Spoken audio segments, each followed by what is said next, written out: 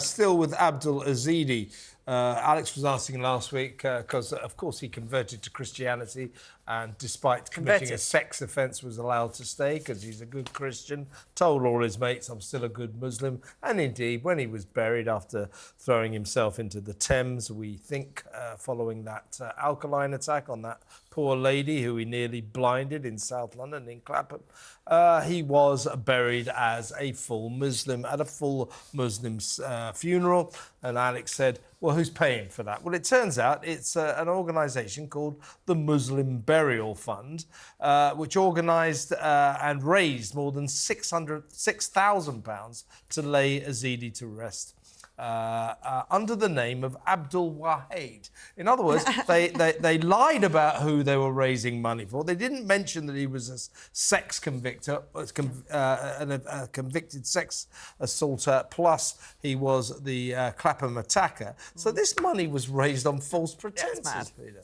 Oh, but the brother died in suspicious circumstances. Yeah. That's the wording used. He died tragically, don't Tragically, yes. Tragically. So that was the wording used in order to get people, perhaps, who had more money than sense to part with their cash so that he could have his burial. I've not got a problem with anybody having a burial with an element of dignity to it, but what I really take offence to is people raising cash under false pretences. That's against the law, isn't it, officer?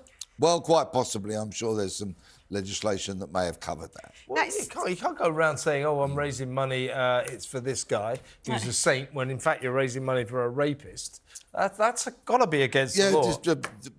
Obtaining money by deception could possibly fit those circumstances. Now, sticking with Abdul Ezedi, it was, I think, really, the case of Abdul Ezedi really put in the crosshairs what's been going on in some churches around the country where asylum seekers are converting, air quotes, to Christianity to then prevent themselves being deported, saying, oh, look, I'm a follower of Jesus Christ. Now, if I go back home, I'm going to be persecuted. Well, James Cleverly, the Home Secretary, never wanted to take the blame or the responsibility himself, has turned round and told church leaders, you're not allowed to do this anymore. My argument is, let church leaders be church leaders and convert people to Christianity. Surely the buck stops with the Home Office. Yeah, well, just don't allow this to be a factor in asylum applications. Whether or not you convert to Christianity is irrelevant. Leave it like that.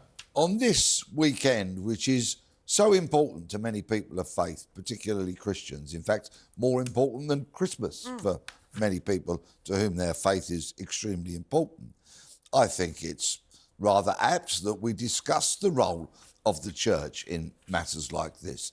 I think if somebody chooses to follow a faith of whatever shape or form that is, then that's entirely a matter for them.